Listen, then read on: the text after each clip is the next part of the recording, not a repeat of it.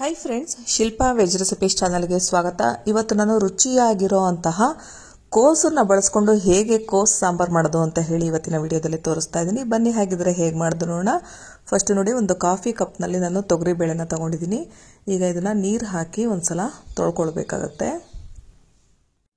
Fresh ಆಗಿ ಮಸಾಲೆ ಎಲ್ಲ ಹುರ್ಕೊಂಡು ನಾನು ಇವತ್ತು ಸಾಂಬಾರು ಮಾಡ್ತಾ ಇದ್ದೀನಿ. ಸಾಂಬಾರು ಪುಡಿ ಬಳಸ್ಕೂಡ ಮಾಡಬಹುದು, ಬಟ್ ಏನಾಗುತ್ತೆ ಅಂದರೆ ಒಬ್ರೊಬ್ರು ಒಂದೊಂದು ರೀತಿ ಸಾಂಬಾರು ಪುಡಿ ಮಾಡ್ತಾರೆ. ಸೊ ಅವಾಗ ಏನಾಗುತ್ತೆ, ಸಾಂಬಾರು ಟೇಸ್ಟ್ ವ್ಯತ್ಯಾಸ ಬರುತ್ತೆ. ಹಾಗಾಗಿ ಈಗ ತೊಳೆದಾಗಿದೆ, ನೀರು ಹಾಕಿ ಇಟ್ಕೊಂಡಿದ್ದೀನಿ. ಇದನ್ನು ನೆನೆಸ್ಕೊಳ್ಬಹುದು. ನಾನೊಂದು 10 ನಿಮಿಷ ಬಿಟ್ಟಿದ್ದೀನಿ.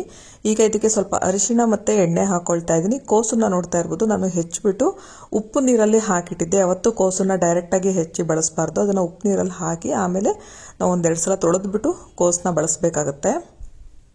ಇನ್ನು ಕೋಸನ್ನ ಸಣ್ಣದಾಗಾದರೂ ಕಟ್ ಮಾಡ್ಕೊಳ್ಬೋದು, ಅಥವಾ ಈ ರೀತಿ ಉದ್ದವಾಗಾದರೂ ಕೂಡ ಕಟ್ ಮಾಡ್ಕೊಳ್ಬೋದು. ನೆಕ್ಸ್ಟ್ ಟೊಮೊಟೊ ತೊಗೊಂಡಿದ್ದೀನಿ. ಇಲ್ಲಿ ಹುಳಿ ಟೊಮೊಟೊ ಬಳಸ್ಕೊಳ್ಬೇಕು. ಸಾಂಬಾರು ಮಾಡುವಾಗ ಸಾಮಾನ್ಯವಾಗಿ ಹುಳಿ ಟೊಮೊಟೊ ಬಳಸಿದ್ರೆ ಚೆನ್ನಾಗಿರುತ್ತೆ. ಮತ್ತೆ ಮೇಲೆ ಸ್ವಲ್ಪ ನೀರು ಹಾಕೊಳ್ತಾ ಇದ್ದೀನಿ. ಈಗ ಇದನ್ನು ಕುಕ್ಕರ್ನಲ್ಲಿಟ್ಟು 3 ವಿಷಲ್ ಕೂಗಿಸ್ಕೊಳ್ತಾ ಇದ್ದೀನಿ. ನೆಕ್ಸ್ಟ್ ಇದು ಕೂಗೋ ಅಷ್ಟೊತ್ತಿಗೆ ಮಸಾಲೆ ಹುರ್ಕೊಳ್ಳೋಣ. ಮಸಾಲೆ ಹುರ್ಕೊಳ್ಳೋದಕ್ಕೆ ಫಸ್ಟ್ ಪ್ಯಾನ್ಗೆ ನಾನು 1-2 ಸ್ಪೂನ್ನಷ್ಟು ಎಣ್ಣೆ ಹಾಕೊಳ್ತಾ ಇದ್ದೀನಿ. ನೆಕ್ಸ್ಟ್ ಧನಿಯಾ 1-2 ಸ್ಪೂನ್ನಷ್ಟು ಹಾಕೊಳ್ತಾ ಇದ್ದೀನಿ. ನೆಕ್ಸ್ಟ್ ಉದ್ದಿನಬೇಳೆ ಕೂಡ 2 ಸ್ಪೂನ್ನಷ್ಟು ಹಾಕೊಳ್ತಾ ಇದ್ದೀನಿ. ಕಡಲೆಬೇಳೆ 1.5 ಸ್ಪೂನ್ನಷ್ಟು ಹಾಕೊಳ್ತಾ ಇದ್ದೀನಿ.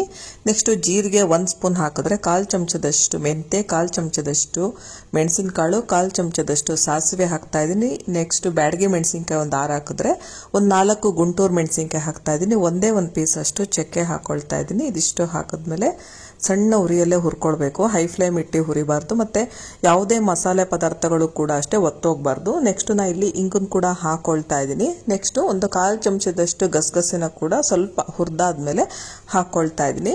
ನೆಕ್ಸ್ಟ್ ಒಂದು ಅರ್ಧದಷ್ಟು ಈರುಳ್ಳಿನ ಸಣ್ಣದಾಗಿ ಹೆಚ್ಚಿಬಿಟ್ಟು ಹಾಕೊಳ್ತಾ ಇದ್ದೀನಿ. ಇದನ್ನು ಹುರಿದು ಹಾಕಿದ್ರೆ ಟೇಸ್ಟ್ ಚೆನ್ನಾಗಾಗುತ್ತೆ. ಈರುಳ್ಳಿ ತಿನ್ನಲ್ಲ ಅನ್ನೋರು ಸ್ಕಿಪ್ ಮಾಡ್ಕೊಳ್ಬೋದು. ಬೇಕಂದ್ರೆ ನೀವು ಬೆಳ್ಳುಳ್ಳಿ ಕೂಡ ಹಾಕೊಳ್ಬಹುದು ಇಲ್ಲಿ. ನೆಕ್ಸ್ಟ್ ಇದಕ್ಕೆ ಕರಿಬೇವನ್ನ ಹಾಕೊಳ್ತಾ ಇದ್ದೀನಿ. ನಾವು ಡೈರೆಕ್ಟಾಗಿ ಸಾಂಬಾರ್ ಪುಡಿನೇ ಹಾಕಿ ಮಾಡ್ಕೊಳ್ಬೋದು. ಈರುಳ್ಳಿ, ಟೊಮೊಟೊ, ತೆಂಗಿನಕಾಯಿ ತುರಿನ ಹುರಿದು ಅದ್ರ ಜೊತೆ ಸಾಂಬಾರ್ ಪುಡಿ ಹಾಕಿ ಕೂಡ ಮಾಡ್ಕೊಳ್ಬೋದು. ನೆಕ್ಸ್ಟ್ ನಾನು 1 ಟೊಮೊಟೊನ ಹೆಚ್ಚಿಬಿಟ್ಟು ಹಾಕೊಳ್ತಾ ಇದ್ದೀನಿ. ನೆಕ್ಸ್ಟ್ 1 ಬೌಲ್ನಷ್ಟು ತೆಂಗಿನಕಾಯಿ ತುರಿ ಹಾಕ್ತಾ ಇದ್ದೀನಿ. ನೆಕ್ಸ್ಟ್ ಇಲ್ಲಿ ಕೊತ್ತಂಬರಿ ಸೊಪ್ಪನ್ನ ದಂಟು ಸಮೇತ ಹಾಕೊಳ್ತಾ ಇದ್ದೀನಿ. ಇದನ್ನೆಲ್ಲ ಕೊನೆಯಲ್ಲಿ ಹಾಕೊಳ್ಬೇಕಾಗತ್ತೆ.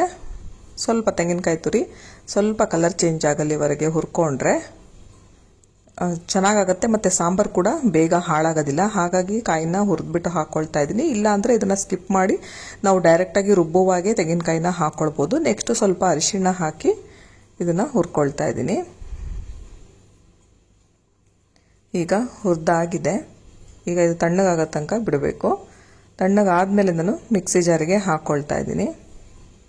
ಸಾಮಾನ್ಯವಾಗಿ ಕೋಸಿಂದ ಸಾಂಬಾರು ಮಾಡ್ತಾರೆ, ಅಥವಾ ಫ್ರೈಡ್ ರೈಸ್ ಮಾಡೋದಕ್ಕೆ ಎಲೆಕೋಸನ್ನ ಬಳಸ್ತಾರೆ. ಬಟ್ ಸಾಂಬಾರು ಮಾಡೋದಕ್ಕೆ ಕೆಲವರು ಮಾತ್ರ ಮಾಡ್ತಾರೆ. ಬಟ್ ಇದರಿಂದ ಕೂಡ ಅಷ್ಟೇ ರುಚಿಯಾಗಿರುವಂತಹ ಸಾಂಬಾರು ರೆಡಿ ಆಗುತ್ತೆ. ಈಗ ನೀರು ಹಾಕಿ ಇದನ್ನ ರುಬ್ಬಿಟ್ಕೊಳ್ತಾ ಇದ್ದೀನಿ. ಈಗ ಈ ಸೈಡ್ ಕುಕ್ಕರ್ ಕೂಗಕ್ಕೆ ಇಟ್ಟಿದ್ನಲ್ಲ, ಇದು 3 ವಿಷಲ್ ಕೂಗಿ ಮತ್ತೆ ಪ್ರೆಷರ್ ಕೂಡ ಇಳಿದ ಮೇಲೆ ಈ ಬೇಳೆ ಮತ್ತೆ ಕೋಸನ್ನ ತೆಗಿತಾ ಇದ್ದೀನಿ. ಈಗ ನೆಕ್ಸ್ಟ್ ಒಂದು ಬಾಣಲೆಗೆ ನಾನು ಫಸ್ಟ್ ಸ್ವಲ್ಪ ಎಣ್ಣೆ ಹಾಕೊಳ್ತಾ ಇದ್ದೀನಿ. ಫಸ್ಟ್ ಒಗ್ಗರಣೆನ ನಾನು ಡೈರೆಕ್ಟಾಗಿ ಫಸ್ಟಿಗೆ ಹಾಕೊಳ್ತಾ ಇದ್ದೀನಿ. ಕೊನೆಯಲ್ಲಿ ಕೂಡ ಸಾಂಬಾರಿಗೆ ಒಗ್ಗರಣೆ ಕೊಡ್ಬೋದು. ಎಣ್ಣೆ ಕಾದ್ಮೇಲೆ ಸಾಸಿವೆ ಹಾಕಿದ್ದೀನಿ. ನೆಕ್ಸ್ಟ್ ಕರಿಬೇವನ್ನ ಹಾಕೊಳ್ತಾ ಇದ್ದೀನಿ. ಒಂದು ಒಣಮೆಣಸಿನಕಾಯಿನ ಮುರಿದ್ಬಿಟ್ಟು ಹಾಕಿದ್ದೀನಿ. ನೆಕ್ಸ್ಟ್ ಸ್ವಲ್ಪ ಇಂಗನ್ನು ಕೂಡ ಹಾಕಿದ್ದೀನಿ. ಈಗ ಬೇಯಿಸಿಟ್ಕೊಂಡಿರುವಂತಹ ಬೇಳೆ ಮತ್ತು ಕೋಸನ್ನ ಹಾಕೊಳ್ತಾ ಇದ್ದೀನಿ. ಈಗ ಇದಕ್ಕೆ ಮತ್ತೆ ಸ್ವಲ್ಪ ನೀರನ್ನ ಸೇರಿಸ್ಕೊಳ್ತಾ ಇದ್ದೀನಿ. ಈಗ ಒಂದ್ಸಲ ಮಿಕ್ಸ್ ಮಾಡ್ಕೊಳ್ಬೇಕು. ಈಗ ನೆಕ್ಸ್ಟ್ ಇದಕ್ಕೆ ರುಬ್ಬಿರೋ ಅಂತಹ ಮಸಾಲೆನ ಹಾಕೊಳ್ತಾ ಇದ್ದೀನಿ.